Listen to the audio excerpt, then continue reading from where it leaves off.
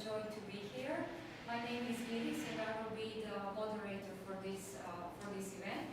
This event is part of the activities that we have going at the Department of Philosophy, University of Rijeka, and it is also kind of organized within the research project that has been financed by the Croatian Science Foundation. Hrvatska zaklada za znanost.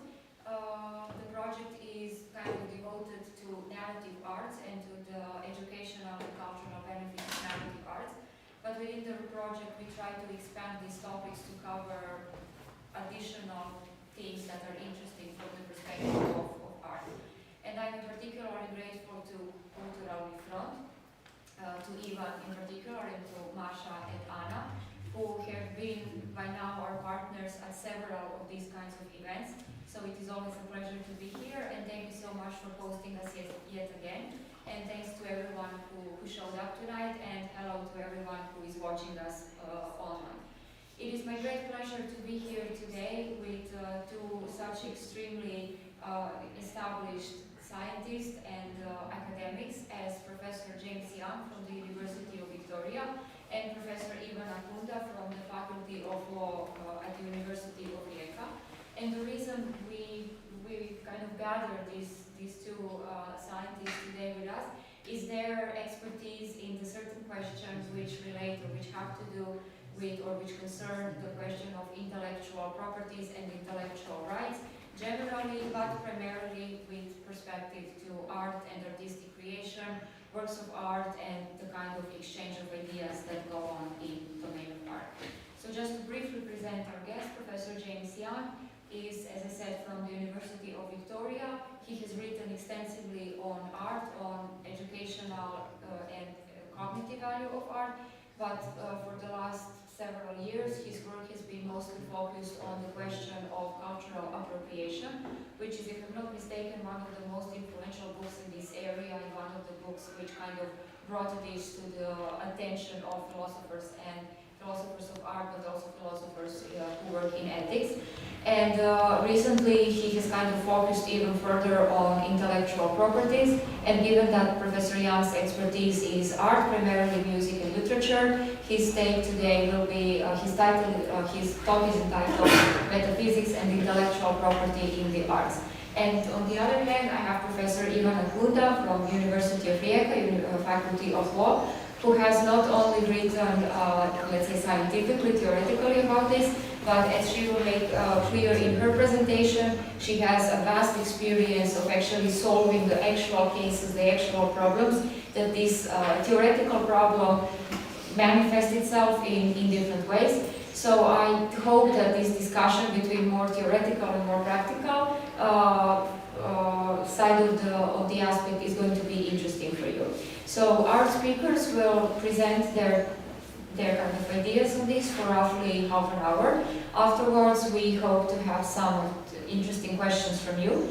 But I was also, both sides told me that they are okay if you have a clarificatory question, and if you want to comment or ask something during the presentation itself, you are very welcome to kind of raise your hand and we will call your name out. So in case there is something that you are unclear of, or you want to make an extra comment or you need a clarification, please let us know. And I don't want to spend too much time on the introduction, so just a very warm thanks to Professor Kunda and to Professor Young. And let me start by introducing Professor Young and, as I mentioned, metaphysics and intellectual property in the arts. I'm going to move this so I can Oh, well, it's a real pleasure to be here this evening. I must confess I'm a little apprehensive that there's a real lawyer in the audience who can, in all probability, correct a lot of the things that I'm going to be saying. So you don't get to ask clarificatory questions. only the audience who doesn't know anything about law. So I was asked to talk about how something that might seem theoretical, might seem to have no practical application, could in fact have important implications for a real, live, everyday problem. And so I thought I would talk about how something that you might think is as far removed from practical application as anything could be, namely metaphysics, could actually illuminate some questions about intellectual property. So, as I say here, you might just think metaphysics is pointless, right? What do we metaphysicians do? We sit around thinking about how many angels can dance on the head of a pin. Instantly, the only two plausible answers are none and all of them, depending on whether you think that angels are spatial or not. But you might think that's got no real world application, and I want to show that in fact some metaphysical questions do, not as it happens the one about whether angels can dance on the head of the pin or how many of them can. And in particular, I'm going to be talking about a branch of metaphysics called ontology. And ontology is that branch of metaphysics which investigates what is, what exists, and how they exist. So the first point that I want to make, and this is really the key point for perhaps everything that I'm going to say, is that things can exist, but exist in different ways. So, for example, I think all of you would agree with me that there is such a thing as the number one. It exists. But it doesn't exist in the same way that this table exists. Right? You can trip over this table, you can stub your toe on that table, but you can't do that with the number one. It exists, nevertheless. It just doesn't exist in the same way. And what I want to do is to show that the current intellectual property regime, particularly with respect to copyright, and I'll say a little bit about trademarks as well, is in certain respects flawed because lawyers, unlike philosophers, don't understand metaphysics. And so there's been some key moments in the history of intellectual property where judges, in particular, have made seriously flawed decisions because they don't understand the metaphysics of what a work of art is.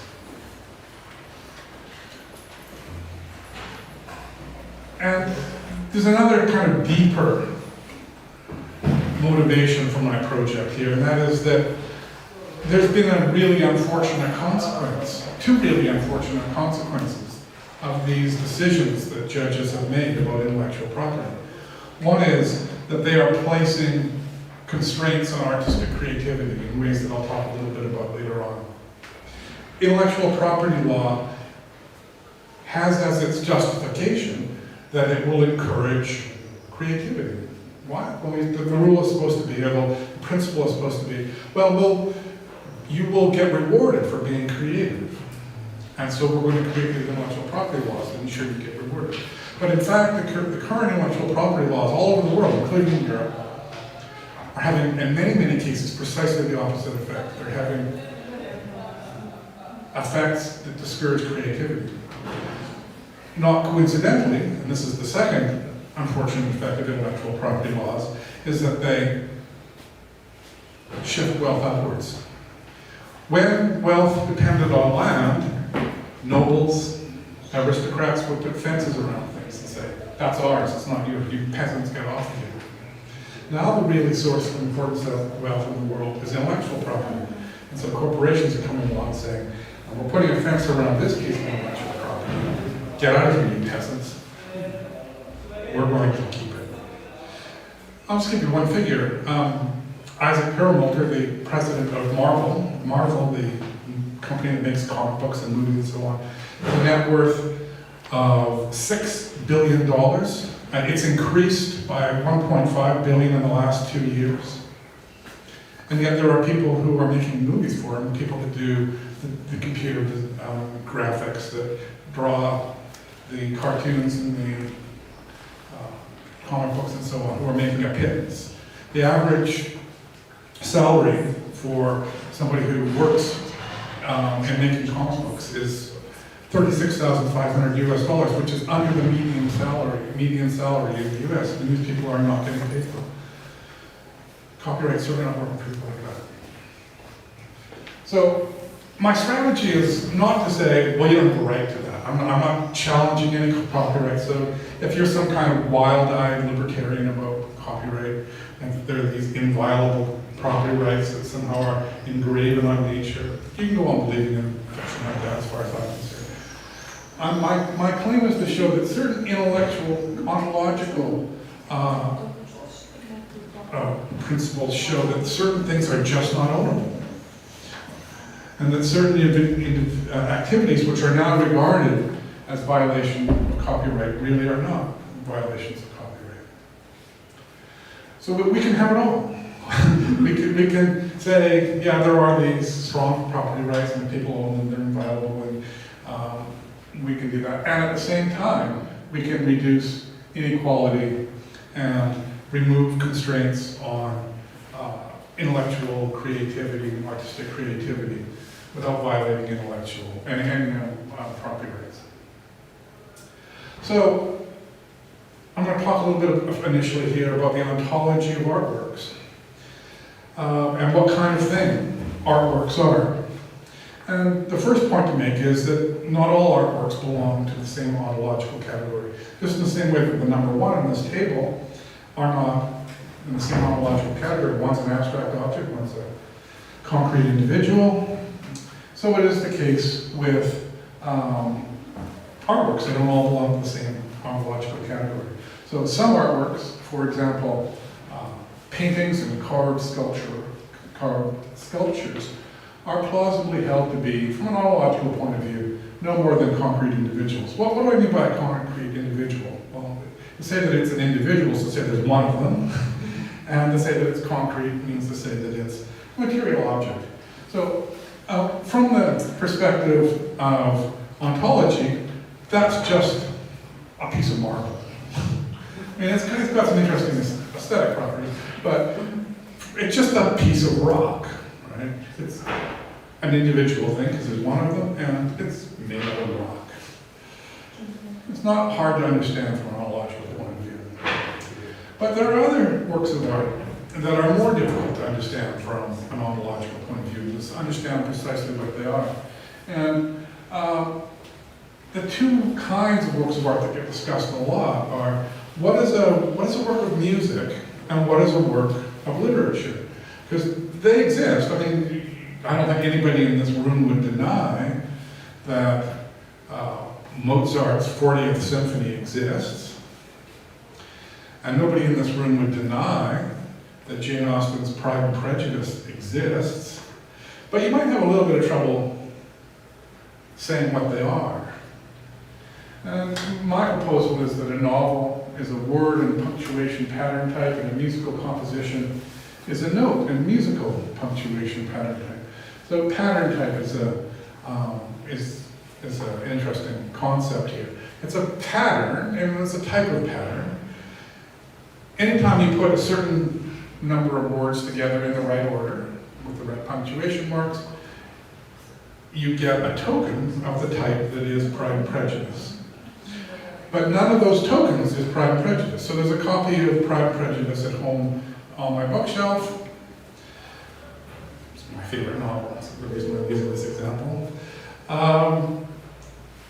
It also happens to be the greatest novel ever written, but that's just a coincidence. What about the poem? It is also word and punctuation. Yeah, a poem would be like that too, yeah, absolutely.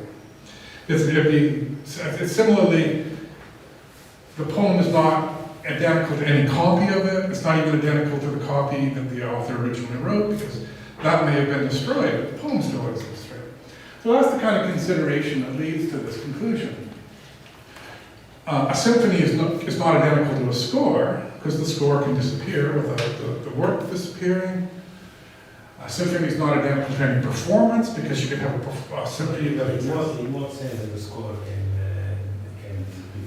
Well, suppose there was a score, there was only one, and it gets burned, say, but somebody remembers having heard it and could once again write it out.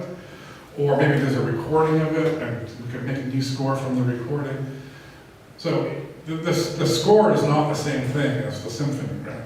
The symphony is a kind of a pattern, right? It's a pattern type that can be performed on different occasions, in different places. None of which is the symphony. It's just a token of a type, as philosophers say, right? And that's the point I make here. The types can have tokens that are distinct from the types. So The copy of Pride and Prejudice on my bedside table is just a token of the type. It's just one of them. And it can cease to exist without the type ceasing to exist. The type is something abstract. It doesn't exist in space and time in the same way that the copy of the thing. It's a little bit, in that respect, like the number one. It's not a material object. Now, artworks can also belong to a third category. In this category, we find things like photographs, movings, engravings, sculptures, casts from reusable molds. Theodore Gracek holds it also includes works of rock music. These works have tokens, but the type is not defined by reference to an abstract pattern type, but by reference to a concrete individual. In this case, a photographic negative, a digital file, a copper plate, a mold, the original tape of Abbey Road or something like that, right? So there's still pattern types here that you just define them in different ways, some people think. What's really crucial here is that all works that have tokens can be seen as pattern types. Even concrete individuals can have an associated pattern type. So a lithograph of a painting, it's not a token of the painting in the way that a performance is a token of a symphony, or that a copy of a novel is a token of the book, of the novel. It's a reproduction or a replica. It's a replica is a better word, instead of a token of the work. Now, here's the first ontological conclusion that's going to turn out to be one that has practical implications. It works in all three ontological categories: concrete individuals, the abstract types, and these things like photographs and molded sculptures and engravings and so on. They all have an associated pattern, and it's an abstract object. And it's this pattern that's actually protected by copyright.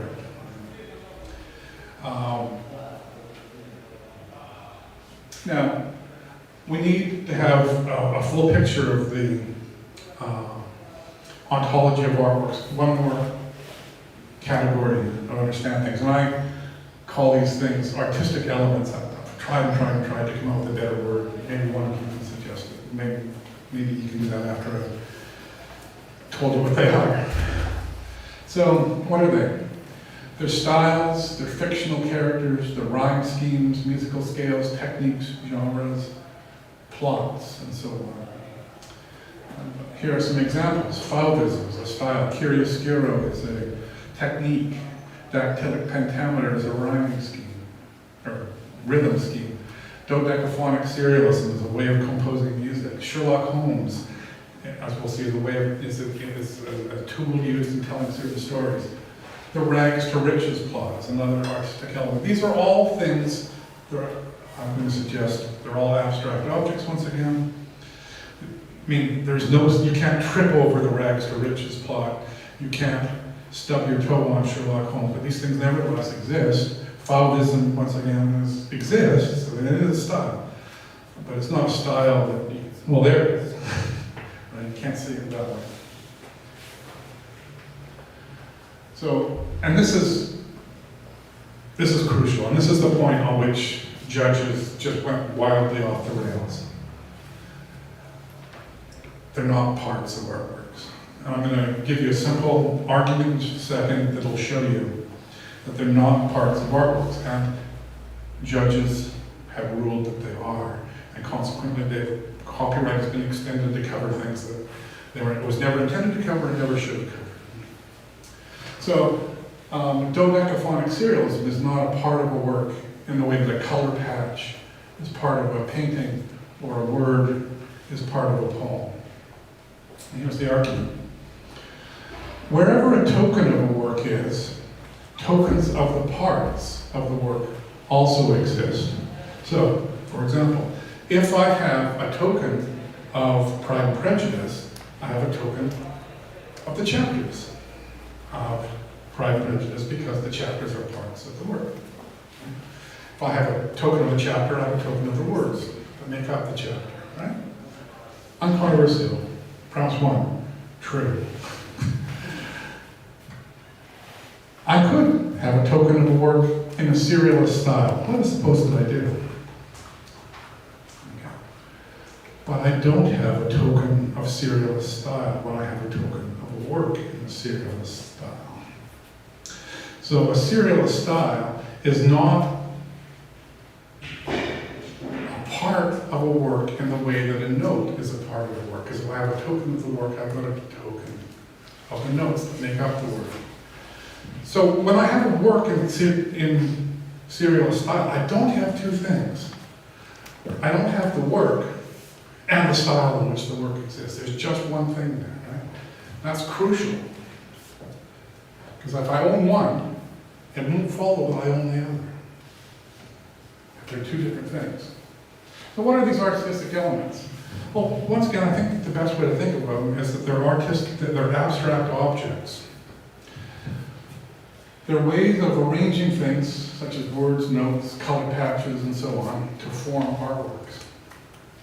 And I'll start by focusing in on fictional characters. There's a widespread, though not unanimous, agreement that there's some kind of abstract entity that I agree with that.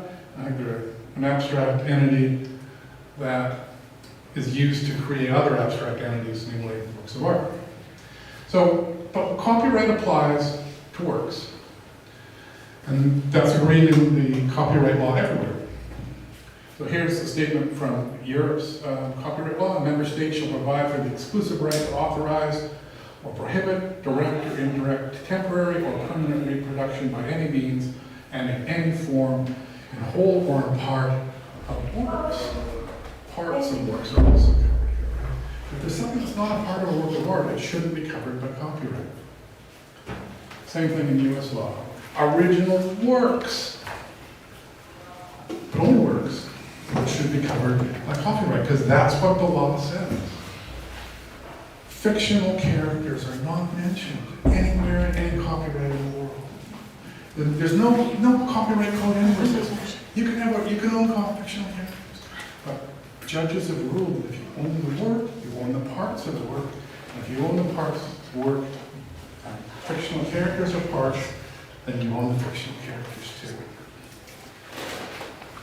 So that's what the courts have ruled. And they didn't rule this until about 100 years ago. These are the two fictional characters that were first ruled to be characters that were protected by copyright.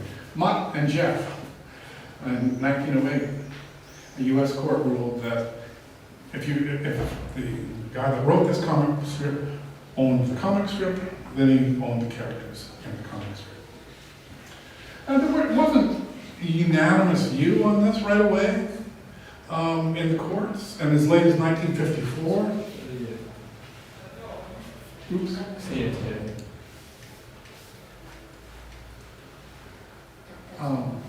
As late as 1954, in a case of Warner Brothers versus Columbia Broadcasting, the court ruled that when a copyright on a story is sold, ownership of characters is not transferred.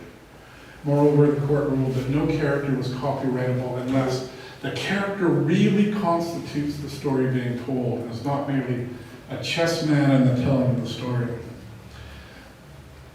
The character is really constituting the story being told. I don't think anybody's ever answered that question. Another ruling, sort of background of this ruling was that Dashiell Hammett, the great mystery writer, inventor, mystery writer, sold the rights to his novel, The Maltese Falcon, to Warner Brothers.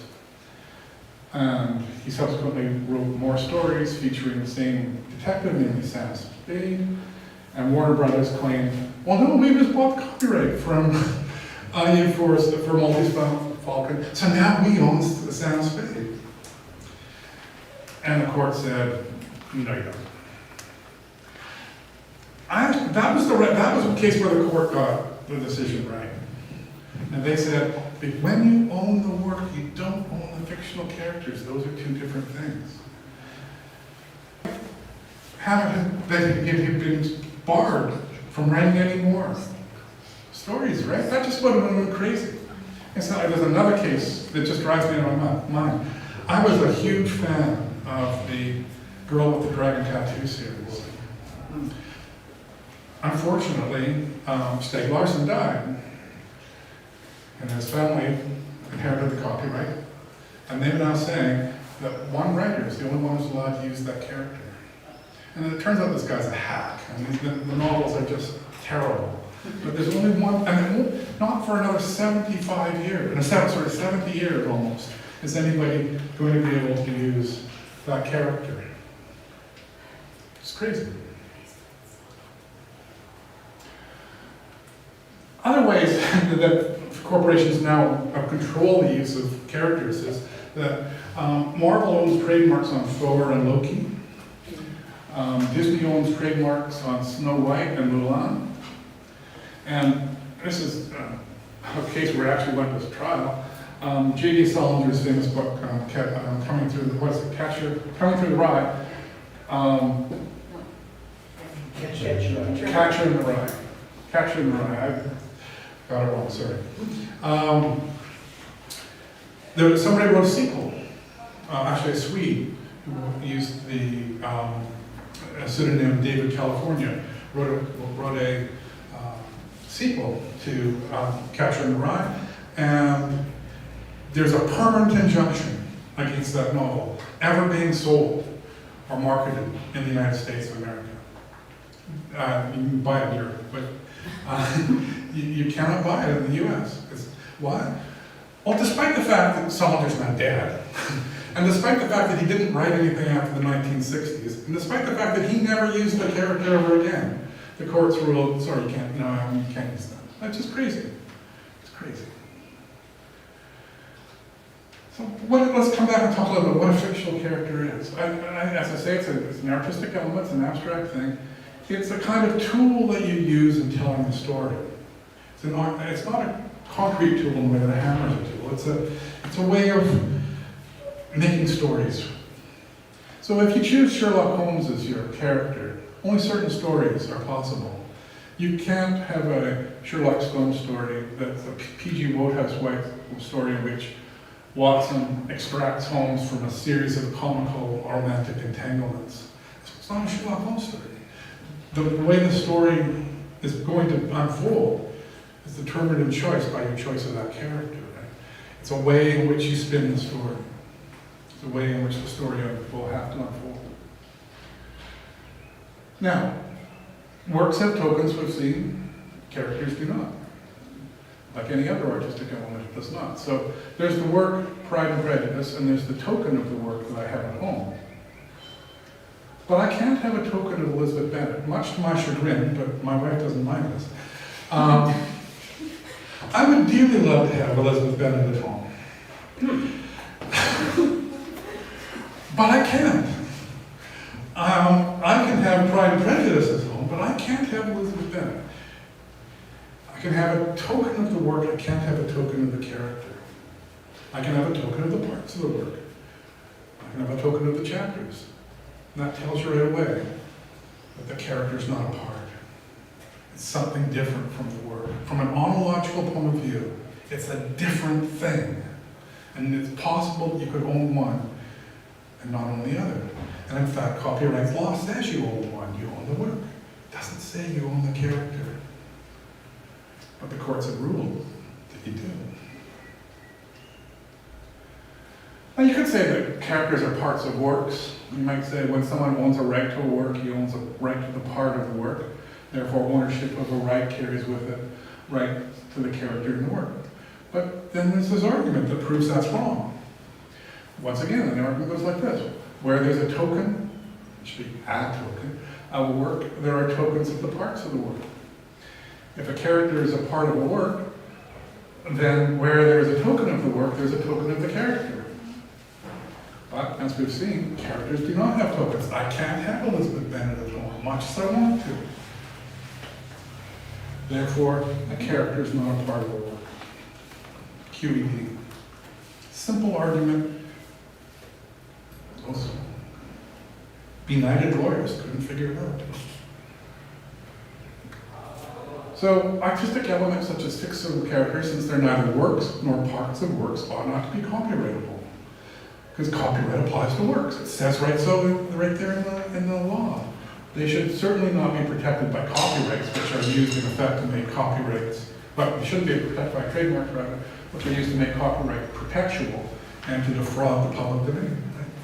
But just think about how bad it would be if no one could write Sherlock Holmes stories. Right? Almost all the stuff, there are lots of stuff that's been done since the original Sherlock Holmes stories by Arthur Conan Doyle are way better than Conan Doyle. Right? I mean, that BBC series Sherlock, Laurie King's stories about Sherlock, the wonderful Elementary series, with Joan Watson instead of John Watson. I mean, all kinds of really creative stuff. But fortunately, Sherlock Holmes got into the public domain before somebody had the bright idea, let's copyright it or trademark it. In contrast, Tarzan is trademarked, and that's why there are no Tarzan stories. James Bond, trademarked. That's why there's only one company in the world that can make James Bond films. I mean, wouldn't it be way better for everybody except of course people who hold the trademark on James Bond, for everybody to be able to, let's try it, let me try my way of telling the story. And we would be in the same way, the position that we are with Sherlock Holmes stories. The public would be way better off. We'd have way more selection.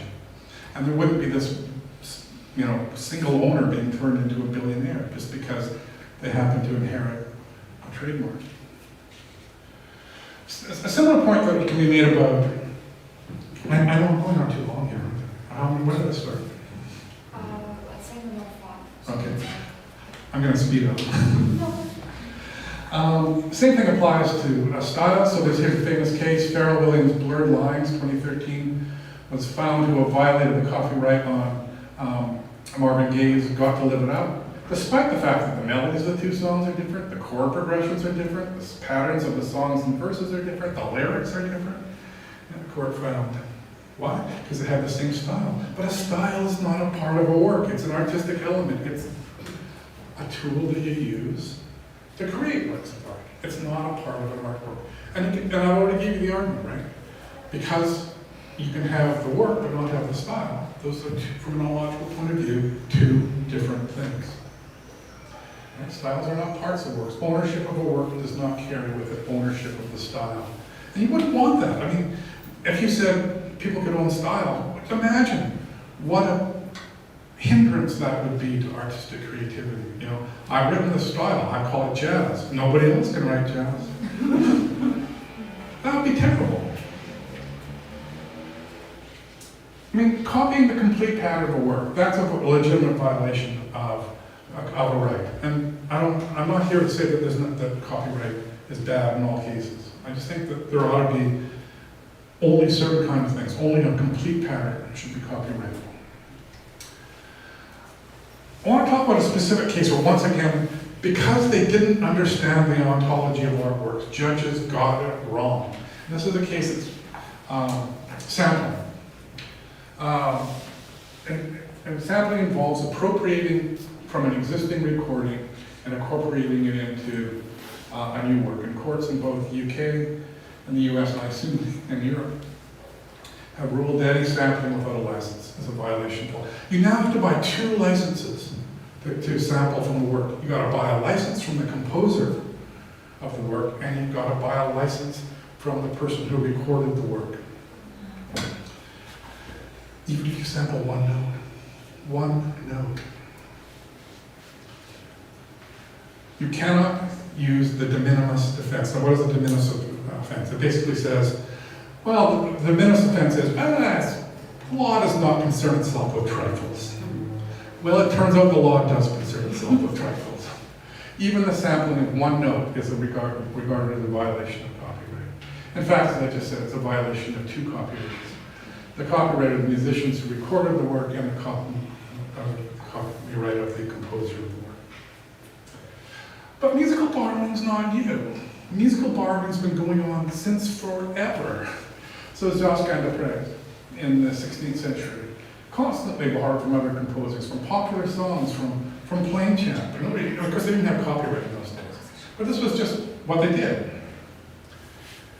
Handel did the same thing. 15 of the 30 numbers in Israel and Egypt draw on to some extent the work of other composers. He knew he was doing this. He didn't try and hide it. He was reported to have said when he borrowed a theme from Bonaccini, well, it's much too good for him. And he did not know what to do with it. Why is this okay? Why is it okay for composers to do this? I mean, that still happens. Composers still borrow from each other. Themes, rhythms, various other things get borrowed from one classical music composer from another all the time. Of course, don't say boo about it, because they take a small enough piece that it doesn't count as taking a part of a work. Well, sampling is just a different. Sampling's been around a long time. It's been around since the 1950s. Some of you might be familiar with this novelty song, Flying Saucer, by Bill Buchanan and Dickie Goodman, which samples bits and pieces of popular songs of the day, with passages resembling a voice of a radio announcer mixing in reports of flying saucers. Courts let that one go, but they were white musicians, so as soon as black musicians started doing it, they got a problem. Well, this is still that case. Two artists, Fats Domino and Smiley Lewis, and 4 record labels sued, requesting an injunction. Damages $130,000, which is a colossal amount of money in 1956. I mean, it would be like $1 billion today or something like that. The court, in fact, refused an injunction. But the legal tide was changed as soon as black people started sampling. De La Soul's album 3 Feet High and Rising borrowed from a wide range of recordings and a variety of genres and periods. One of the samples was a 12-second segment from the Turtles' You Showed Me, settled out of court. No one knows for sure, it's not a sort of court settlement, but some reports say $1.7 million. Bridgeport Music versus Information Films decisively ruled against sampling. The rap group NWA sampled 2 seconds of guitar riff, Get Off Your Ass and Jam, and the court ruled, this is the copyright infringement, get a license or do not sample, the court said. 2 seconds. So why was the way in which part of a pattern matter, right? I mean, if I took 2 notes out of a symphony that somebody else wrote, 2 consecutive notes that somebody else put in a symphony, the court wouldn't say boo. It said nothing, right? But the court said this, it says, it must be remembered that if an artist wants to incorporate a riff from another work in his or her recording, he is free to duplicate the sound of that riff in the studio. So they're saying, you can use the pattern, but you just can't produce the pattern by sampling. But it's the same thing, it's the pattern, right? The court is in effect saying that borrowing a short passage from an abstract pattern type is permissible, but borrowing a short passage from a type defined by a concrete individual, like a master tape, is not. But it's the same thing. It's an abstract type that's being produced. Artworks, whether they're concrete individuals, abstract types, or types that depend on concrete individuals, have an associated pattern type. That's what's being appropriated. From an ontological point of view, what Handel is doing and what NWA is doing is exactly the same thing. And you can do it in one case, but you can't do it in the other. That makes no sense. And so the result is that people have to pay for licenses to do what other people don't have to pay for licenses to do. And what happens to that license money? Well, most of it ends up in the hands of people who already have far too much, who are already stinking wealthy. Most of it doesn't end up in the hands of artists, it ends up in the hands of corporations. Judges did not know any ontology, so the Bridgeport Court said this: for the sound recording copyright holder, it is not the song, but the sounds that are fixed in the medium of his choice. When those sounds are sampled, they are taken directly from that fixed medium. It is a physical taking rather than an intellectual one. No, it's not. It's taking from an abstract pattern. I didn't take anything physical from anybody if I sample. The only thing that differs is the method. Right? The only thing that differs is the method in which the pattern is appropriated. Why should it matter? It doesn't matter from an ontological point of view. The means of borrowing from classical music may differ from the means of borrowing from rock music, but what is borrowed is exactly the same. Something of an abstract pattern. I didn't take anything from you. If I recreate 2 seconds of your song by mechanical or electronic means, you still have it. I haven't taken anything physically from you. I've simply reproduced the pattern.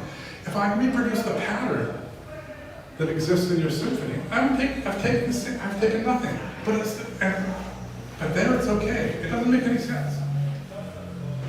So you might say, oh, there's a causal relationship between get off your ass and jam on 100 miles from running. Yeah, there is.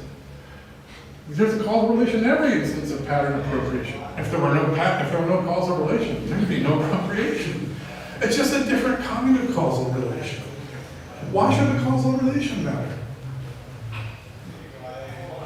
So, my point here is that an understanding of the ontology of what works, which might seem like this airy-fairy-ish thing that we philosophers do, turns out to have practical implications for copyright law. It's not the practical implication that our neoliberal masters and their shadowy corporate overlords wanted it. But they want practical implications that transfer more wealth to the rich, not less. But they didn't say that. What they said was, we want your work to have practical implications. And it does in this case. Now, one last thing I want to say. This is not saying that I think there's anything wrong with pure research. I know it's pretty pure research. I think that it's one of the things that sets us apart from the apes, right? That we just have curiosity and we want to solve these problems. And we shouldn't have to make excuses for thinking and investigating problems that are of long-standing concern that have puzzled philosophers for a long time. But they can also have practical implications. Okay, thank you. I'm sorry I've gone on for too long. Thank you.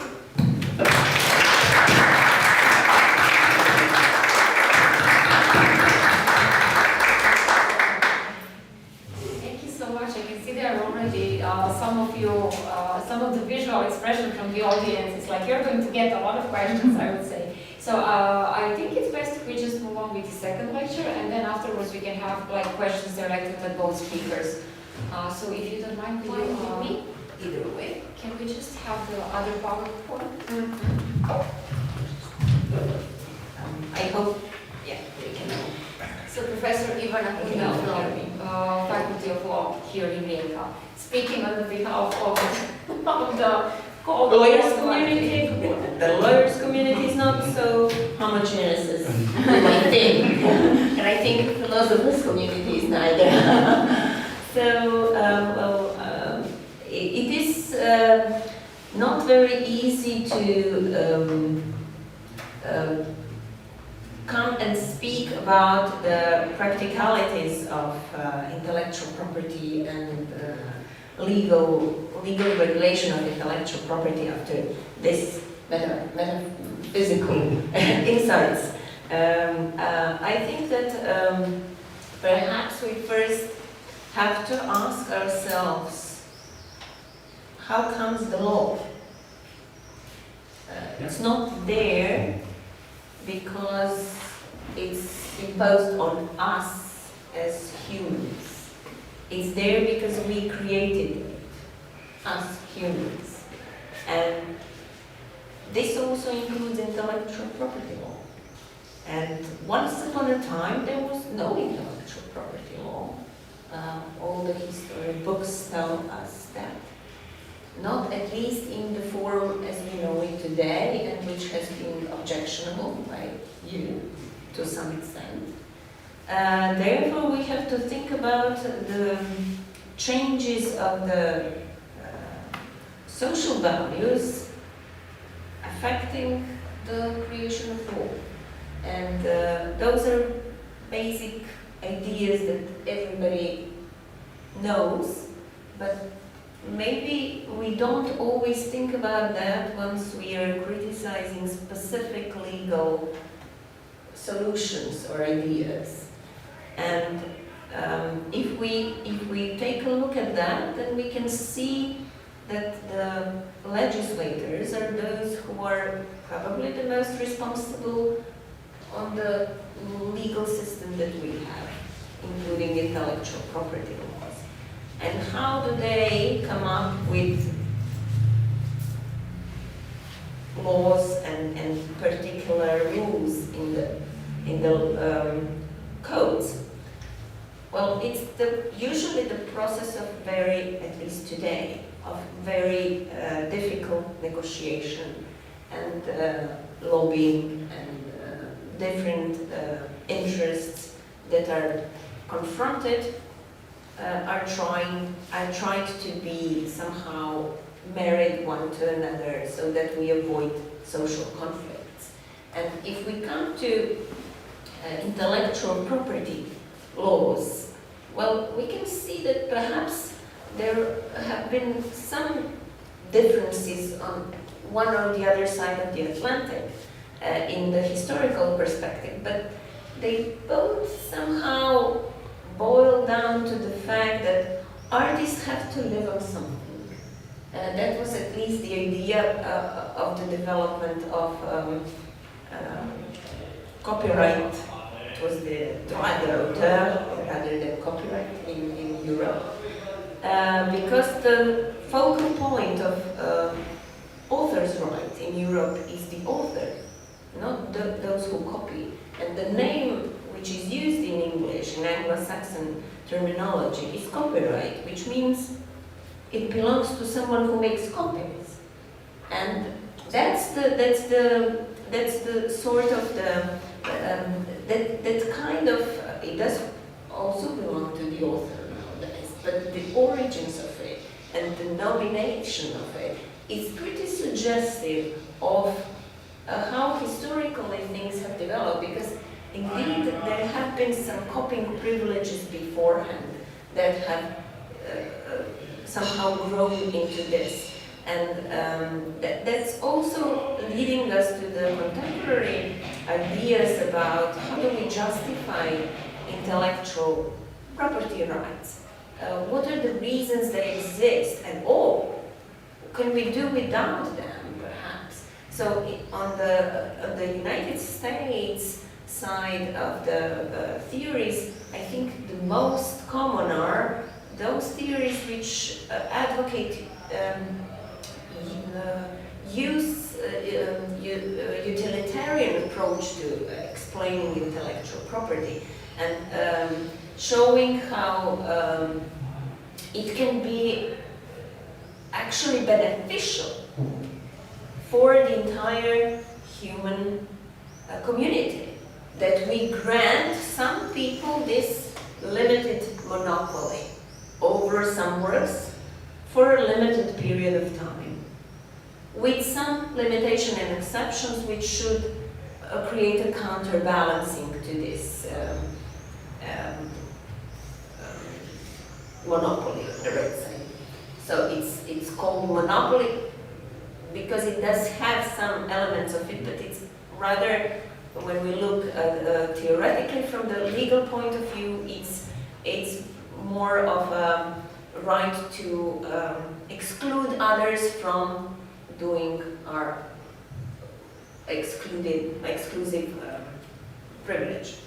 And on the other hand, when we come to continental European systems, we see that the origin and the birth of copyright laws was with Victor Hugo's problems, because he couldn't actually get enough money, and his plays, his works have been exploited, and he was hungry.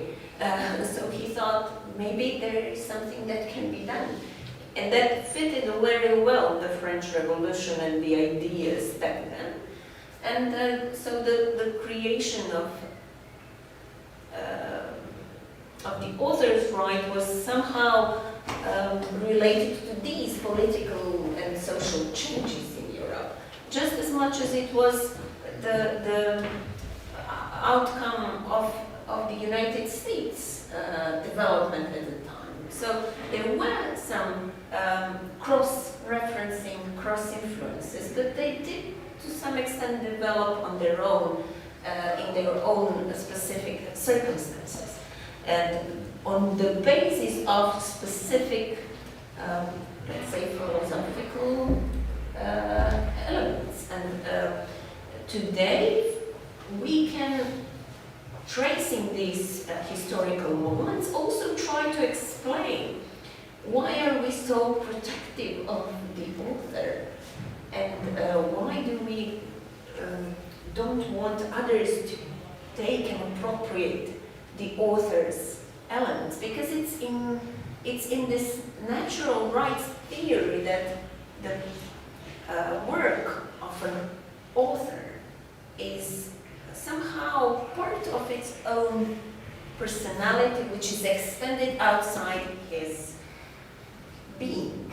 And it's not something that then others should temper with, change to their liking and twist, or even compromise, whatever, we can go further on. So it's something that should be respected, because it's a person who was great enough to share with us his or her personality and embody that personality in a specific form. And there is, because it's so individualistic and original, it is protected. And it should continue to be protected, because then we can enjoy the real value of it. Because if we could all, for example, twist everybody's work, then maybe we can dilute that work. Maybe we can ruin the idea, the pure idea of that work, and then nobody else will later on be actually aware of how great it was at the beginning, because it will just be tainted, perhaps. So we might think in these terms when we think about whether we should actually consider the situation from just one point of view of one justification of intellectual property rights. There is this other side which also should be taken into equation, because it has been long time present in our societies. It's part of our values. And it has been, at least in the continental system, quite deeply rooted. And today we do not always say those are rights, natural rights theory. It's not perhaps the dominant right theory or whatever, but we still continue along the same path, trying to find also other justification for granting the author, not necessarily producers. They are their own category, but the author in the first place is the one who is initially the holder of the copyright, and in continental European system it will be until the day that author dies the holder of moral rights. It can never be the same way as in, for example, in Anglo-Saxon system, where it's possible that the initial owner is the producer, for example. We can maybe think of the case, that's always an interesting case. The Asphalt Jungle was the movie created by John Huston, and that movie dates back from, I think, 1950s or something, when the colored technique was already available, but he was creating this particular movie in black and white technique because he wanted, it was his idea that the movie should look like that. And so he concluded the contract with, I think back then was MGM, I think, and then it was acquired by Turner Incorporation Company, which decided in the 80s, oh, I think that nobody likes black and white movies. 80s were very colorful, we can remember. Those are the ages of color, and well, we don't like to look at these photos now, don't we? Well, in any case, they decided to color the movies and show them to the public. And of course, that was no problem in the United States. That went on normally. But once they wanted to do and broadcast the movies in Europe, the problem instantly arose because, for example, it was this French channel which agreed with the Turner. They had an agreement about broadcasting. However, the heirs of John Huston, he was by then already passed away, they motioned the court to prohibit this showing of the movie, relying on moral rights and saying John Huston never wanted this to be a colored movie. You have taken the essence of this movie away from it if you color it. Because this character should not be dressed in colorful, nice and shiny clothes. It should be black and white. It should be asphalt black and white. It's an asphalt jungle. It's not nice and shiny and colorful. It should convey the message of ruthlessness or whatever the artist had an idea of. So it was actually the artistic choice that the court said is worthy of protection because it is what the movie is particular about. That's why it's so strong. That's why it brings this atmosphere. That's why people should, that's how the artist wanted this to be read, not in any other way, not as a light entertainment for the evening, but as something that will trigger your thoughts and make you think about it, not feel comfortable eating popcorn. So that's the idea of these artistic expressions that we somehow value so much that we want to preserve them and preserve them from various types of appropriation. Okay, so this is the general idea of it, as I understand it. And on top of that comes the commercialization of everything and consumerism everywhere. Everything is short-lasting. Nothing is good enough. We all want more and more and new all the time, sooner the better. And if we look at this situation which we have now, the profit that is driving these social and economic circumstances nowadays, then we can maybe even explain some of the bad sides of intellectual property laws, because they are now modeled quite strongly according to those who have power over negotiation and over the parliamentary representatives and so on. I mean, they have a huge role in that. We just have to acknowledge that that's how the laws are made. And what we can say is that sometimes the judges are even stuck with what they have. They apply the law. In the United States also they have some laws. Also although they are a bit more free to create, so they are more creative, but less and less as the time goes by. There are more statutory requirements that they have to follow. But of course there is some area of freedom. However, when we come to patterns movements and sampling, that's exactly the manifestation of these long-term developments toward, I don't know, monetizing art and towards making it all commercial, especially in these entertainment industries that we are mostly concerned with right now, like music or movies. That's where the big money is. Not that much in sculpture. I don't know. Nobody is having a big problem with sculptures these days. Just music and movies, of course. Because that's where the corporations have a huge interest in. And they will do anything to protect it. They will use specific rules to fit their interest best. And that's how it all works.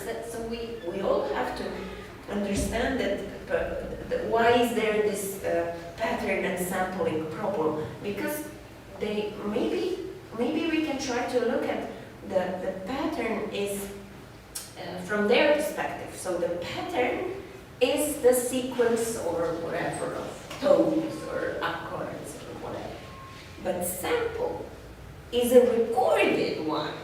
So what does it mean? It's the fact that somebody took a guitar or whatever instrument, played it until it was perfect in a specific studio or whatever, and had some other people engaged into, I don't know, arranging it and so on. So this little sequence is not just like when I read it. It's not necessarily the same because it has this little input which makes, in my view, the rock, so the piece of rock, just as when we take it out from the mountain, different from the piece of rock that is in Florence exhibited.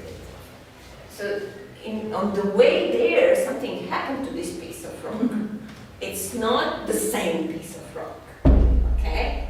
It is even less rock there than from the beginning. If we want to get there, it has to be less. So something happened to it, and that's this creative, intellectual input that is so particular of an individual. And that's why it is worthy of preserving. Just try to think of any of your own works that you do. To what extent does your best reflection of your personality was really your own? I think everybody can imagine oneself as a creator, and if you could do something wonderful, which is just you and your personality, then which should be some sort of, as I understand, I'm not an artist, but I understand that art comes out of your own inner need sometimes, or drive, something that's so particular for one person that's why you do this and not something else. And also art comes from message. You want to send a message to the world, to some parts of the world, and you don't want others to twist your message along the way. So, because then the message won't be the one you send. If somebody else adds to the message something else, then perhaps you're not happy. Why don't you create your own message without tempering on my message? Be creative enough and think of your own message. Well, that's very interesting. But it doesn't mean to say that we don't build on each other's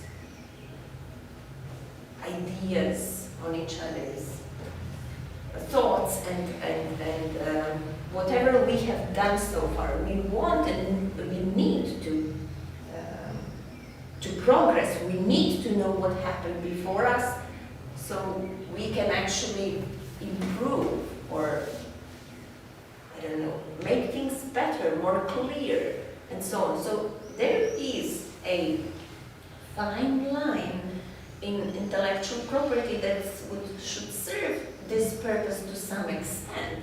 And that is first the fact that copyright protects only expressions, not ideas. So, for example, it cannot protect one word on its own, so nobody can say it anymore. It's not about copyright. That can be for trademarks, maybe. But trademarks serve very commercial purpose. So they're just actually to be for commercial purposes, so you know where the origin comes from. However, trademark business, that's the most lucrative thing for any government, because the agencies that charge for trademarks are probably one of the richest sections in all governments. We should maybe think about somehow limiting the trademarking for some maybe public purposes, because there are some limitations when you come to the trademark office. There are limitations. You cannot just trademark anything. That's not possible. And you always have to say for what type of products or services are you registering your trademark. So you cannot have it for all. It would cost an enormous amount of money, and you cannot use it for all. And if you don't use it, it lapses after some time, okay? Or others can make it disappear. Let's put it that way. So in any case, I think trademarks should be taken out from this conversation, because art is really much aligned with copyright. That's where it is. And maybe design as well. Designs also protect some expressions, forms, shapes, patterns, and so on. So that's also, but more to the different purpose. And so I do think that we basically agree in your conclusions that artists should be able to appropriate more, perhaps. Just we have to, and we have to curb the corporations from what they're doing now. However, we have to think carefully how we do that, so that we do not at the same time destroy this author who is so authentic, unique, and special. So those elite authors who bring really a difference to the world. Because in this consumerism society, we are flooded with authors. We are flooded with professors of law as well, and experts in everything. Everything is flooded. There is, yeah, I think so. We have too many of everything. We cannot be all this good. That's the thing. We're not all so genius and great and so on.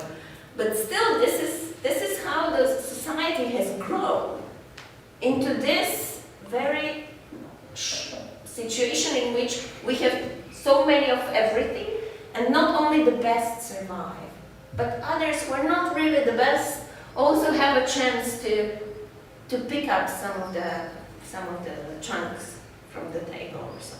And with all this expansion and this entertainment industry, I was sometimes thinking, is it really normal that we have people who just act and play, and people who play football or something, so whatever, and earn enormous amounts of money? It's really something that is not normal for the, I'd say, for the benefit to the society they do. It's not proportionate, I think. We don't benefit that much from them as a society. As opposed to some artists who are really, really down, or maybe somebody else who invents, I don't know, some drugs, or an inventor or something. And everything is picked up by the corporations. And that's the system how it works. So if we want to really make a change, then we have to go from the basics, from the basic values in the society, which will then bring up also the platform to change elements in the intellectual property, because we can't change only intellectual property laws. It's there because of other elements in this. It doesn't exist on its own in its own universe. It's not an island. It's so interconnected with the other pieces of the society, not just other legal regulations. So it's our choice to do some changes. And I think that many of those changes could be possible if we look more holistically on our society. What are we dissatisfied with? And then we could swipe many things at the same time, not just some of the limitations that we're not happy with, for example, in the artistic world. But we always have to take one step ahead and ask ourselves, and how this will affect the situation. Because the main argument today of those who are actually the proponents of intellectual property system as it is, now is it beneficial for creation, as you said, without rewarding people for creating. We cannot expect new creations. And without providing this opportunity to earn back the invested money, we cannot imagine that anybody would want to invest into it. So that's the basic assumption of today's, and it's more or less the same in United States and in Europe. You can see some convergence there in the EU court or EU legislators' statements there. They are quite often saying, yes, we need to reward the authors. But they say we need to reward the authors and we have to respect the investment. And that's it. So I guess that they now reach the point of agreement almost, because it's both quite dominated by the industry itself.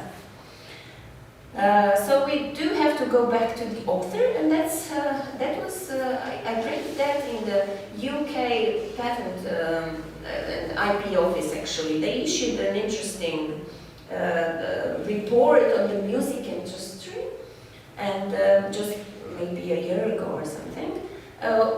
Within all these debates about our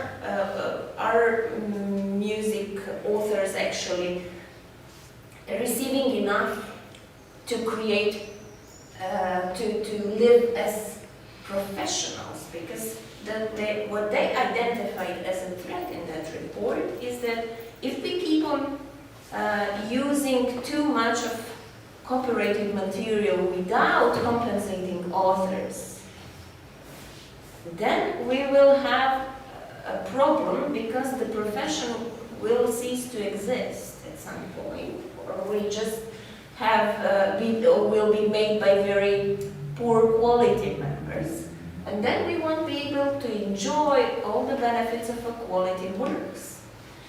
And the problem there came up with these online platforms, which pick up most of the profit nowadays, and which was, I think, even more emphasized when the COVID epidemic outbursted, and then nobody could actually earn any more money singing around on the concerts. That was the breaking point in which they realized that professional musicians are history. But that also is not just a problem of platforms. They just made it even worse. But it was always a problem of producers. They always picked up the cream. Or in exceptional cases, of course, some musicians did very well. But those are only the top few, which sometimes are good, sometimes not. We don't. I mean, it's taste. We don't go in copyright law. We don't judge by the taste, or is it good art or bad art. It's all copyrighted. It's all copyrighted. Even when I do some art, if it's original and individual, it would be copyrighted, to my surprise. But anyway, so it's the question for more basic values nowadays, I think, that we have to talk about. And before I end my discussion, I will just go briefly through some cases, because well, you were promised some of the practical cases. We already heard some, but these are nice to look at, so let's just look at what we have. The carpet case. That case is a bit different from this, what we talked about, because, but not too different though. It is mentioned usually in relation to the rights of indigenous people, because this upper image shows the actual work that was made by a member of indigenous minority in Australia. And the lower picture shows the carpet that was made using these patterns, ideas, and so on. It was made in Vietnam, produced and sold in Australia by an Australian company. So these people from this indigenous community, they know exactly who was the creator of this, and this was all based on their traditions. However, they knew who the author was, and that was actually an important element in the case, in which the Australian court ruled in favor of this author and said it was misappropriation for commercializing purposes without asking for a permission. So we see that some sorts of appropriation can actually be very detrimental to authors. Even though some other author in the company has done this, of course, it's still the court's opinion that the similarity of these particular shapes and stripes and so on, it was too much alike, and the court has ordered the very, very huge damages to be paid, but they were never paid. Because as things sometimes turn out in our societies, the company went bankrupt. And, well, too sad. However, at least satisfaction on the side of Bulan Bulan. The other case is also perhaps familiar to some of you. Well, one artist took a photo of a couple holding puppies, and that was Roger. He was using this photograph for the purpose of putting it on some cards and so on, and so it was sold for the purpose of, I don't know, congratulating something and so on. It was commercialized, and Koons is, Jeff Koons is an interesting author who is a bit provocative, I'd say, in his, artists here could know better than me, but as far as I learned about him, he does strange things, different things, and he wants to show how trivial the world is, and he wants to show trivial situations and so on. And that's what he did. He created this sculpture, and the Rogers sued for misappropriation. Again, similar situation. So I don't know what you think. If you took this photo, you think it's okay if some other people just put it in a different form? It's very much recognizable, so it's almost as a very true copy. He tried to copy, so is this copying okay or not? Well, the court said no, because he had a choice to make a couple with puppies that look different than these. So idea of a couple with puppies is not protected. But he doesn't have to copy the exact same what this photographer thought is a very interesting situation. And he tried to say that this was a parody or something. But no fair use could be invoked according to the court. We're going to come back to that as well in some of the next situations.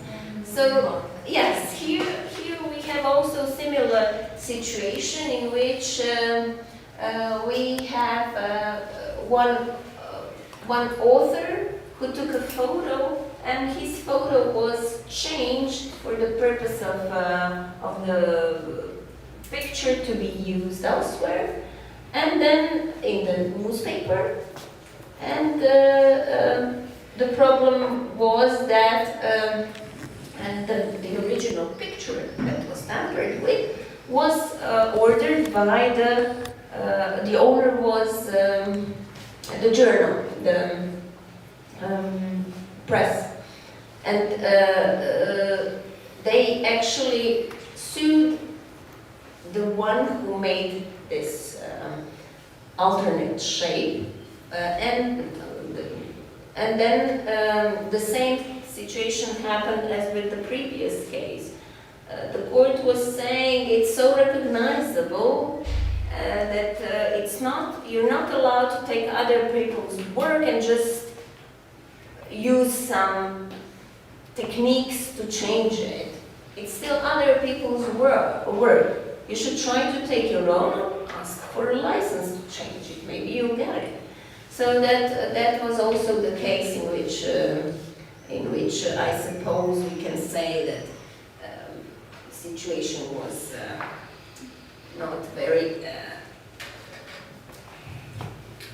favorable to those who tried to argue that they made derivative work.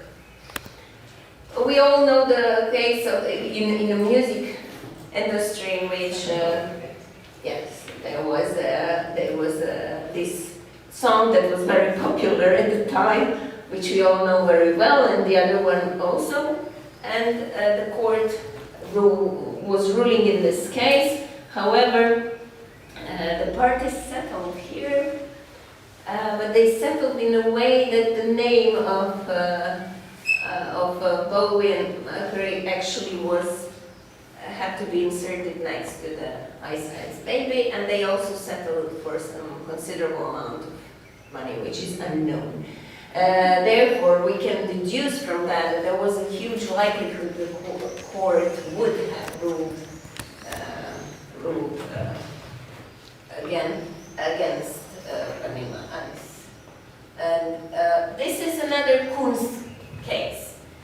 This was a photograph made by photographer Davidovici, who took this picture for the purpose of the commercial campaign by Naf Naf. And later on, Kunz again produced a sculpture based on this. So the court again had to rule because the lawsuit was again launched, and the same thing happened to Kunz again. He is just not. His way of creating art is somehow not possible at this time of copyright. As the copyright now stands, it's not possible to fully recreate the scene in other form without permission. So we may have different opinions on that, or our moral, ethical opinions on that, because it's about our values. What do we value? Do we value more the initial input and originality, or perhaps we want to value more this alternation that happens, how you approach? But then if the use of the previous work would be only in the function of commenting, the parody or something, that's an exception from copyright. So that's possible even without paying and without asking for a permission.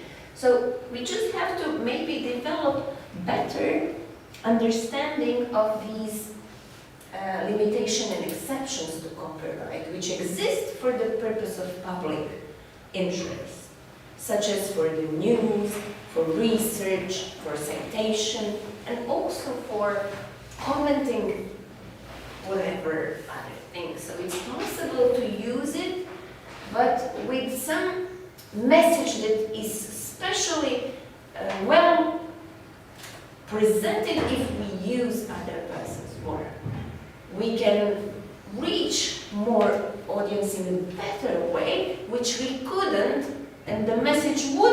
impossible, wouldn't be so strong and direct unless we use the other person's work. We don't see that here that well. So what we need is more of the obviousness of this other message that is given. So it's not fully impossible to use an appropriate way. It's just that we need this to cross this fine line. And that's this, and that because that's considered really beneficial for the society. Okay, so maybe this can also be a good basis for some of our questions and discussion. I think. I have just one more picture to show you. This is the again the photo that was taken and Andy Warhol's work on it. That's something that is still lingering or pending better in legal terms before the Supreme Court in the United States. It should decide this case finally somewhere in autumn this year. And then we're going to know for sure. But the lower courts have already said that it shouldn't have been done because it is not the privilege of well-known authors to change because we can recognize its work. But it should be something added, new, special in it. So it's not a parody because Warhol tried to say it's a fair use exception. I can do this. It's my specific creation. It's recognizable. It's me. Nobody can confuse us, and so on. But that's the idea. Maybe you have to ask for permission and then do whatever you want with your picture, because it's somebody else who managed to do such a fantastic. To capture this moment, which never will repeat again. What is the value of the photograph? There must be something to it. We protect photographs as copyright works as well, because in some there is really something worth protecting. Of course, there are bad photographs on my camera too. Warhol wouldn't want these anyway. But it's not accidentally that he chose this one because it has the value. He is good in recognizing good piece. So and only with such a good piece can his be that good. And what we are talking about again is huge amount of money. Because I don't know if you know, just this month, the Blue Marilyn Warhol's picture was sold for a record ever in Christie's auction. Record, 20th century. Yes, yeah, fantastic. It's like $170 million. Yeah, maybe 80, 70 or 80, yes. It's really a lot of money that we're talking about, which is at stake. So, of course, we can look at from the goldsmith's view. I want to take part in this. It's a big cake, and I want to take part in this cake because this cake has been baked with my ingredient. And, well, it's the question of how we look at it. I have done the first parts of this great valuable work, so why am I not participating in it? That's it. It's extension of my work. It's building on my work. I'm not saying ruin it, because artists can also say destroy what you didn't have the authorization to do. But most artists will live with it if they get fair share. So that's our values to that. Okay. Unlike John Huston, who didn't want to live with it, because it was just his artistic way. Most people, most artists could perhaps, given the situation we are and the values which are very materialistically oriented in this world could perhaps follow this and say, okay, what's the use if we destroy it? We better all be well off afterwards. Okay, so I'll leave it here, and I hope we can have some discussion.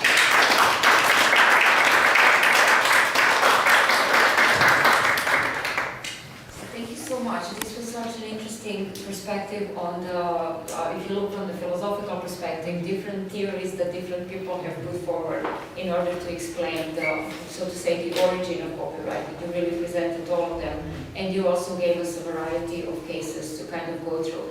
And what strikes me is really interesting that at the bottom of both of your kind of, let's say, talks, what really shines forth is this desire and this idea to kind of prevent or to create circumstances in which creativity will kind of be recognized as a value.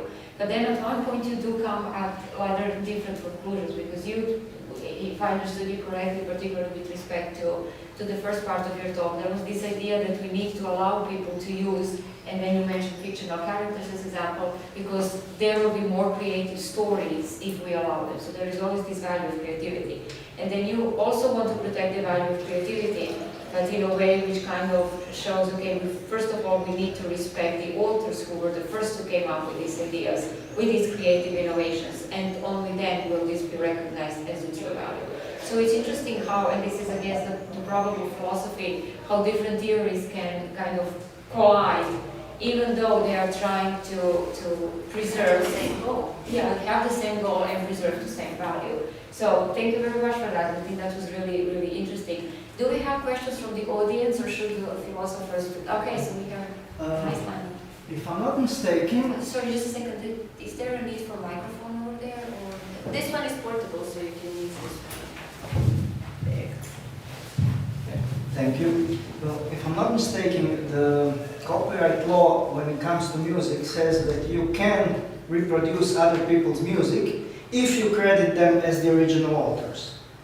Could that kind of approach be applied to works like this? If Warhol credited Goldsmith as the original author and paid him royalties or whatever, would that be possible? Or would that solve this kind of problem? That has been proposed. You can't actually do that now. So what it is with songs, if you record a song that somebody else has written, you must give them a license fee per copy of the song that you sell. And I think last I checked, it was 5.6 cents a copy or something like that. And in principle, you could do the same thing here. Some people have proposed that sort of thing. But I don't know about, I mean, I'm curious about the Goldsmith case. Is that something that he reproduces, or is this just a unique piece, one piece? I'm not so sure, but I think he had I think he had a lot of different versions of it. Okay. So once again, ontology matters here, right? So take the Jeff Koons case, right? I mean, that was just a single sculpture. So, I mean, you can't... No, he sold many of them. I think, not many, but it was a few. The reproductions of his own, yeah. People were buying that for some reason. I can't really see why, but that's not the question. The aesthetics is not. Yeah, I mean, some of the pieces that Koons does there, there's just one of them. So obviously, if you're going to pay a fee, it's going to be more than 5.6 cents, and you have to pay a large amount to make them one copy for it to be worthwhile. So once again, it seems like ontology is relevant here, right? Is it a concrete individual, or is it something that you're making copies of that have different tokens? So it's interesting. Yeah. It's ontology all the way down. Yes, I think that your question is also very to the point that I tried to make at the last couple of sentences, which concern the commercialization. Why is it possible? Because it is very difficult to enforce intellectual property rights in copyright, particularly in digital era. So you can't really go around the world and sue everyone who is using it. That's very difficult. And it's so many works that apparently you need some old things to create new because it's not that many options available anymore. All the notes have already been used. Yes, yes, that's true. So we know exactly what line of chords is nice to listen to and what creates specific mood and so on. So when it comes to music, there are these collective management organizations, as they are called. Collective management organizations are a group, so the authors come to one group and they actually collect for them money from everyone who is obliged to pay. For example, if television channels uses their work, they have to pay to them. If radio uses, they pay. Hotels, shops, and everything, everybody. And they collect it and they distribute it among their members. So they have also these rules because they represent the members. You can come to them, one-stop shop, and buy samples, buy elements which you want. It will depend how much you buy, how much your desire is. You have to also match it with your paycheck. So that's how it works. So most people do not prohibit use. I think it was ABBA who prohibits the use of their. So you won't find it anywhere just with one Madonna song. And that's it. Because they said no. So it's not possible always and for everything. It's possible if the holders of copyright have agreed to that. And usually, as I said, it's done through these management organizations. But that doesn't exist for visual arts, those organizations. So far they don't exist. Perhaps because the visual arts is not as commonly exploited as music. So you don't go around and collect money from all these subjects. So it was useless. But now with the digital technology which makes photos and visual of photos as such and photos of other copyright works, you can use them, change them, transfer and so on. That is why this development is happening and why they actually are proposing the analogous, by analogy, to use this similar pattern and model of let's say, commercializing further these visual works. And that could be, of course, useful because that would benefit the authors. They would receive some payment. But yes, again, somebody else who will manage that will earn money as well. So if you have an intermediary, that will also cost some money, but it becomes a business then. Again, it wasn't much of a business with visual arts that much. I mean, it is with the auction houses, but not with producing artistically. It will become, yes, that's where it leads. I think they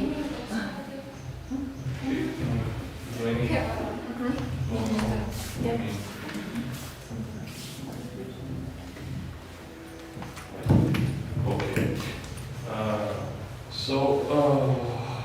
I have a question for Professor Young.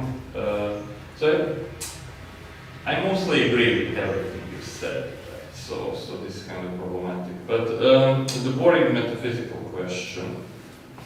On one hand, you have one slide when you're saying how we can have both, right? And the boring metaphysicist would say, well, actually what you're arguing is you want to have your cake and eat it too. So I guess the question would be, I mean, I do agree with you, but the question would be, you're offering examples. On the one case, we need to protect it, right? If it is the whole work we need to protect. And then you have these wonderful examples with fictional characters, which me and you were talking about this, we have opposite opinions. I agree, yes, we should let fictional characters be free. But then there, those two examples are quite extreme, right? What the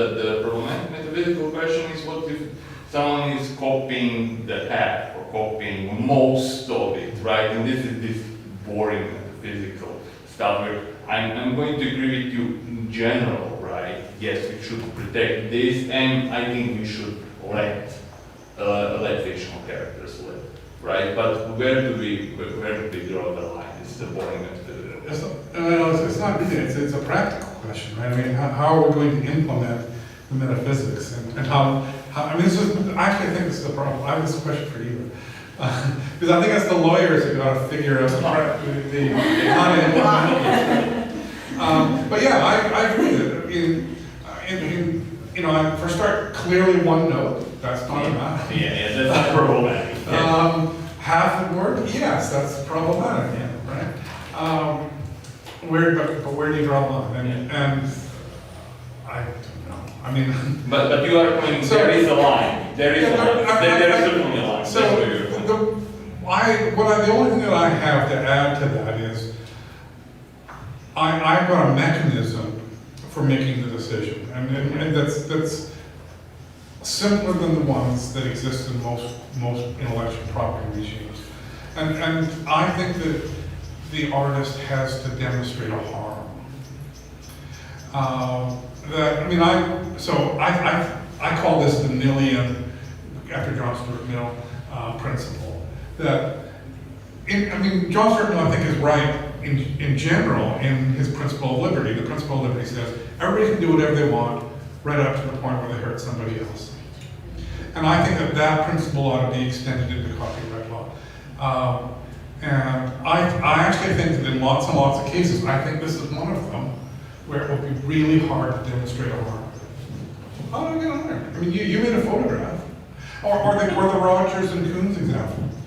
You were selling postcards.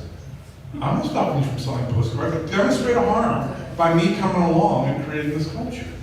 The judge in the case actually said, completely absurdly, he said, well, they might have been able to sell the rights to the sculpture to somebody else.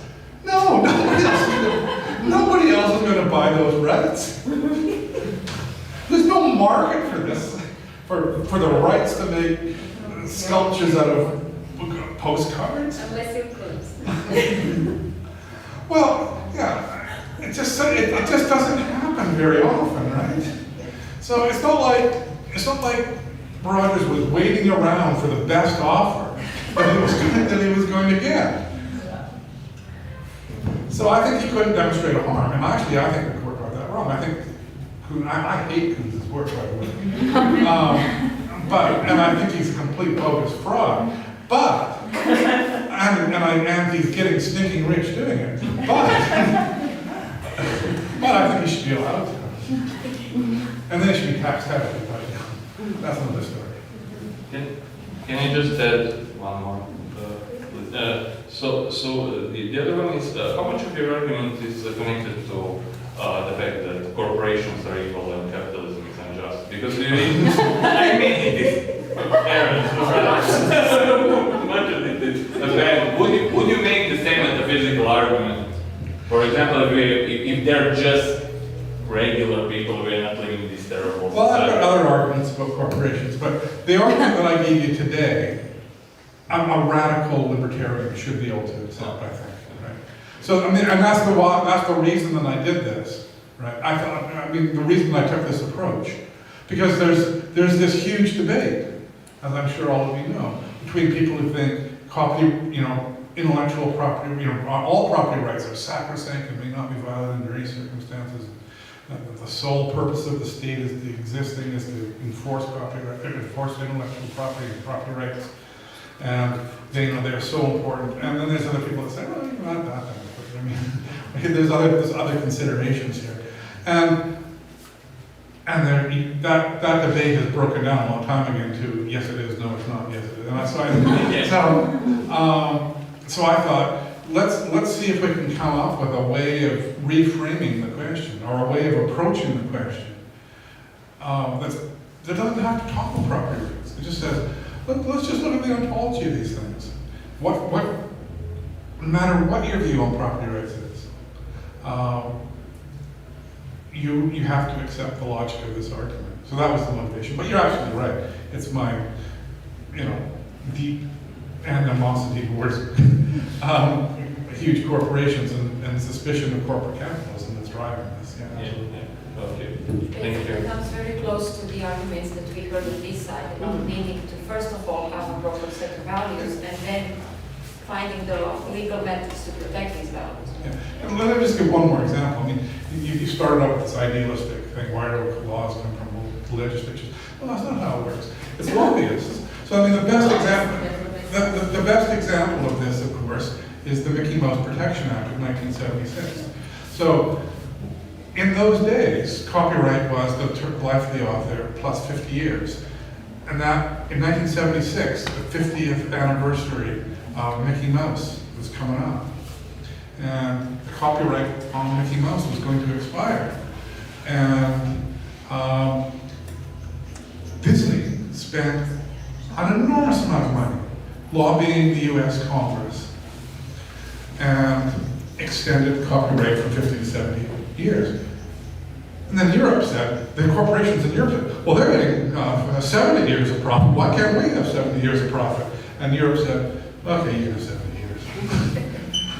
But it doesn't, the artists have been dead for 70 years. They are no longer profiting, right? The only people who are profiting now are the copyrights. And who's that? In almost every case, it's corporations. Well, that's exactly what I said. It's the law. However, in Europe, something else happened as well. With the new directive on copyright and digital single market, there is one sentence there which is aimed at protection of authors or performers. So they have the right, which they cannot waive, to participate in the games together. So that's how you go. So it's a question how that will be enforced. Of course, it's the new law. We'll see how it will work. It's already a big discussion about how much obligation is it on one side of that, and how it will be actually brought to life. I mean, bring to life. How do you bring it to life? If it depends on a very weak side. It's the right of the weaker side in the law. So the European law, at least for copyright, recognizes there is a weak side to this legal relationship. And the weak side is the author or performer, both, in respect to the producers. And they want to protect them in a way that they participate in the games. So it's, when we talk about it, it's also about Sense and Sensibility in laws, not just Pride and Prejudice. And I wanted to go back, because if you take the character out of the book, what do you have? Well, the character's not in the book, on my view. The character is, the character is used to create the book. Well, that's, I mean, if you take the essential elements of this character, you just leave a human there. You can even leave a woman there, without all the traits. That's something that is a character. But if you add meat to these bones, more meat you add, more skin, more hair, you're no longer just having a character. You're having element of very individual, original expression. And that's why characters also deserve protection, because I agree. special character will actually also be the media to convey the message, because it's designed to say how perverse the world is, or how disappointing it is, or whatever. So actually, I agree. And in my book, I argued that it ought to be 20 years. Okay, so maybe a limit. Yeah, so I suggest that it should be treated like a patent, not a copyright. And I suggest that a character is a kind of invention that's used to make things. Why is it that we have 20-year limit on a drug, but life of the author plus 70 years on a fictional character? I mean, that just doesn't make any sense. In Europe, it's 25 years. Special 5 more for drugs. Patents are usually 20, but drugs 5 more because of the clinical testing. But yeah, you're right. Maybe the question is about how long. It's long enough for you to finish telling your story, and that's the important thing, right? Yeah. Respects the author that way. In any case, in Europe, I don't see a problem with shortening that span because we still keep moral rights ongoing despite this. So you can still protect this personal element, which I wanted to emphasize in particular. This specific trait of yours that you put in your work and that shouldn't be destroyed or somehow diluted or changed by over time because somebody wants to. It should be preserved as it is. So others, if they want to, they can create different characters and try to evoke the one, but not necessarily use the same character. I think it requires a bit more work because if you use the same character, then okay, it's half of the work is done. Now you just change a little bit of the situation, and then your character can move on in the contemporary setting, no longer in the 60s. So it's the situation in which you need to invest more, but that will be appropriate to what was invested in the first place in that character. So why should you have an easier job and still be considered that's your copyright? Well, so that's everybody rips off everybody else. That's the other point I'm making. So well, we should do more. James Bond.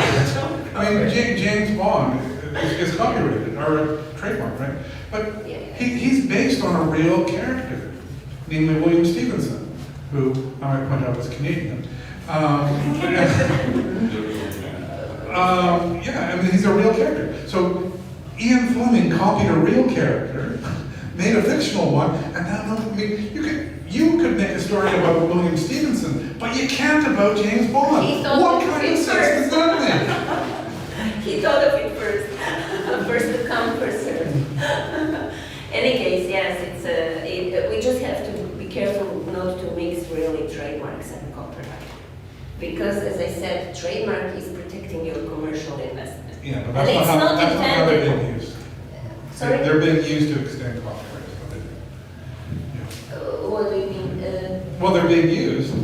Oh, yeah. That's true, but that's all part of what we choose.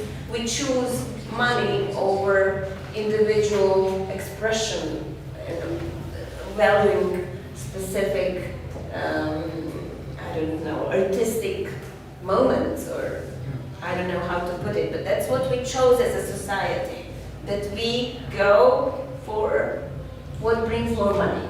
So, because that's what it is. Maybe it's not our individual choice. so speaking of violating copyright, I've written a book on this, but I don't buy it. If you want a copy, email me and I'll send you a PDF for free. Because I don't know the copyright, but I will send you a free copy. Yeah, it's difficult nowadays to publish. But don't tell for free. Because they will sue. Maybe just a comment with respect to fictional characters. I guess, at least in philosophy of literature, where the problems can really begin is if you want to write a story from the perspective of a fictional character that is in some way, or has been throughout the history, in some special way kind of marked. So one of the most famous examples coming from Italy was the person who wanted to write a story about Lolita from Lolita's point of view. And then I think it was Nabokov's son who said this can only be done in Italian because I don't want the rest of the world to read the story about Lolita from Lolita's point of view. So these would be particularly interesting cases where fictional character is more than just a part of the story, or is more than just an element of the story, because it kind of has a life on their own. Yeah. So maybe Another interesting character like that, case like that, is Gone with the Wind was rewritten from the perspective of the black slaves in a book called The Wind Done Gone. That one was settled out of court, and the publication was allowed to go ahead, but the author had to give some of the royalties to a charity of the estate of Margaret Mitchell. And there was a similar case, and there was a similar solution, at least in the United States, with the Lolita case. The publication was allowed to go ahead, but there were some kind of conditions. And one of the conditions was Nabokov's son got to write a carping forward to the book to be published. I don't know what she said. I don't see why you should be allowed to do this, but I guess fine. We have questions. There's two questions or three now, but we should shut up and let the people answer. Please, we appropriated. I just wanted to ask, all these examples are from Anglo-Saxon law, and No, the one before, the other Kuhn was French court. I didn't mention, I want to sorry. ask, what if these Yes. cases were They are all in agreement. in Europe, or what if these cases were in Croatia, and what if these cases were in China? So I think there would be a different verdict maybe. And because There might be, but copyright law is becoming, as you indicated, more and more uniform the world around. Yeah, I mean, you just hit my. Well, in China they violate Western copyrights, but Yeah. they shouldn't be doing it. I think they're violating their own. I mean, they're violating their own They- laws. they're- They're just not enforcing their laws. I mean, the laws are on the books, they just enforce them. I mean, I'm sure they enforce Chinese copyrights all the time, it's just. I'm not sure. I don't think they appreciate the originality of an artwork. Well, it has to do also with some traditional ways. If you read Orhan Pamuk and My Name is Red, you will find that at the time when it was written, it was desirable to copy those creators of miniatures. The best virtue they could show was copying exactly the master that was before them. So if they could copy to the non-recognizable extent, they would be considered the top masters of their art.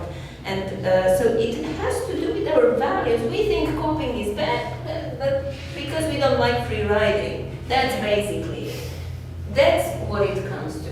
Whatever we think, don't take mine, we consider that free riding. Don't take what I've been working on. It's what I've done. It's just what Locke said. You invested it, it's yours. I mean, you took a piece of the land, made it something else, it's yours. So it's the same thing. If you put some effort in it, this is intellectual effort, then it's yours. But for a limited period of time, unlike the material things that can last forever, theoretically.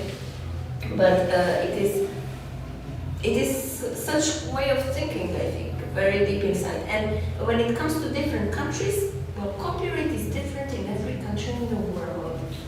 Because every country has its own laws, and these laws do not leave the borders. So within our borders, we apply Croatian laws, and of course European Union now that we're in it. And in United States, they have their own copyright act. In China, they have their own, and so on. So they will. So for the same thing happening, for example, John Huston's movie. In United States, it would fail.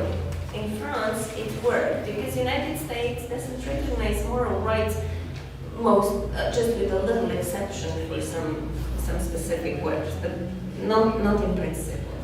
So ghostwriting is possible there. And if you have a contract on ghostwriting and you sue in Croatia, you will win it if you are the ghostwriter. And your name will be in the books in Croatia, but not in the United States, because that would be against the contract, and it's unenforceable because you signed it. You would be paying damages for suing and making it public. So it would be completely the opposite. So when it comes to these economic rights, then the worlds are converging. When it comes to moral rights, we are still not there, not married yet. So thank you for that. I was just told that we have kind of reached the time limit, so we will have like 5 more minutes for the questions that remain. But I would ask you to ask the questions, and then we will give the final word to each panelist to kind of address all the questions. I'm very sorry for that. I wasn't aware that we are. Oh, we can ask questions. I give up my final word. If you have a question, I'm glad to do that if there are more questions. So I think there were some questions over here. Who wanted to? Can you just pass the microphone? I will try to make it short. I'm a teacher and I'm interested in a very personal and concrete thing. If I'm violating copyright, if I use teaching books for teaching or other films and I make some material and going to YouTube with it, I'm a teacher and the teacher is an artist also. And is there something that I'm doing bad? If I use also work like this, I explain on some picture what it's the word for eyes or eyebrows, or is there something?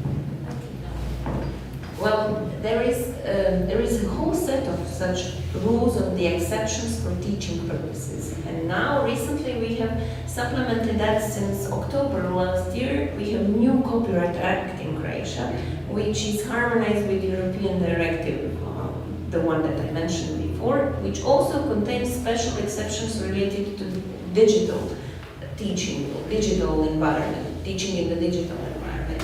And there are specific rules which say what one can do and what one cannot do. And it has to be judged on a case-to-case basis. So in general, I may say it's not really a legal standard, but I'll try to make it more understandable. That as long as you cannot do without it, it's okay. But if you can do without it, it's not okay. So if it's necessary for explanation, and to the extent it's necessary, you can reproduce the pictures, you can reproduce the music, the movies, but only if it's necessary and to the extent it's necessary. So you cannot show them a whole movie unless it's necessary that they watch the whole movie and then comment on it because you're teaching them a specific author or a specific genre. It was an online school and it was necessary. No, back then it wasn't possible.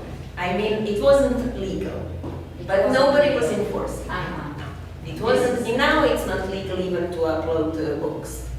No books, but No. when you It's not legal. when you teach through these things, no. Depends what you mean. I'm not sure that I would have to see that. It's very, as I said, it depends on what you are uploading where, and I don't understand what you mean by saying. But I mean, some people think that now when they can digitalize books, just copy and scan them, they can put it on to students. No. That whole book, no way. That is a rare situation in which you don't have other copies, they're inaccessible, or it's a lockdown and they cannot. So those exceptions can work, but not as a rule. But if you want, we can stay later on and talk details. Sure. I will be happy. Thank you. No, Very short. The time I go to jail because I also done that.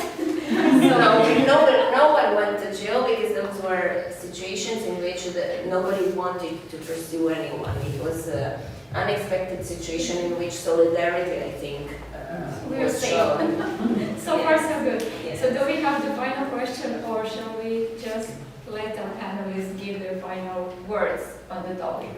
Well, maybe one last question. We have an online question from a live streaming. Also, greetings from a viewer from Latvia. So the question, we have two questions actually. One we I think answered, and the other one is, do you think there is some important difference between the defense of intellectual rights in art and intellectual rights in, for say, pharmacology or software engineering? So you can maybe answer and give the final word with that. Thank you. That's a really interesting question. In the book that I wrote on this, I talked exclusively about art because that's what I knew about. But I think that a lot of the things that I was saying could be extended to other areas. But there is, the questioner asked specifically about software, and that's a really interesting case because software is protected by copyright. It's not protected by patent. It is. Is it not?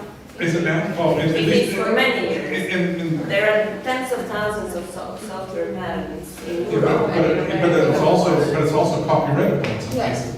But Depending on which aspect of Yeah, but the interesting thing is it should, I mean, I think it should always be protected by patent, at least because it's shorter. But the reason that they choose to protect it with copyright is that copyright's longer. And so they get to control the thing for longer.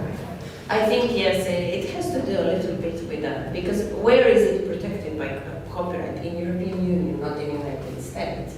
In United States, it's patentable. And in Europe, it was problematic to patent it at the time when software was growing, let's say. So European Patent Convention was problematic in that respect. You could, there were a couple of stages of development of patenting software in Europe, which came from you cannot patent software as such. It was stated in the EDC. But then afterwards, they allowed it to be patented if together with the machine which uses it for operation. And later on they divorced it and they allowed the software to be patented on its own, but it has to be this specific technical thing, the technical aspect of it which is patented. So copyright protects the code itself, so the expression. They say it's a language in which something is written, so it's copyrightable. And why the Europeans did it? I think that they tried to protect European producers against American. I think that was maybe a little bit of truth there at the time. It didn't work well, so don't worry. Nothing actually happened. Just a couple of cases cases which concerned the UK and France and nothing US related. So it's actually the battlesome more than the battlefield. Don't forget, I'm Canadian. I don't care what Americans. So I mean, that was, I think, the reason. Yes, they tried to come up with something stronger to help the economy here flourish, but with little success. So thanks to the people from Latvia, thanks for all the questions. Thanks to all the wonderful questions from the audience here, and thanks to Kulturni Front for providing us with the platform from which to raise these important questions. I think that the questions that we are, or the message that we are left with is to consider whether art is private or public, whether we should protect more those who engage with it, or whether we should kind of protect the circumstances in which we can enjoy it. But what I think really comes forth in both of your talks, and thank you so much for that, is that there is really a true value to human creativity, and we should do our best to protect it, even if it means going for 2 hours and joining in events like this. So thank you so much for coming, and we always like to say, when we do these sorts of things, may art be with you. So thank you so much, and have a good evening.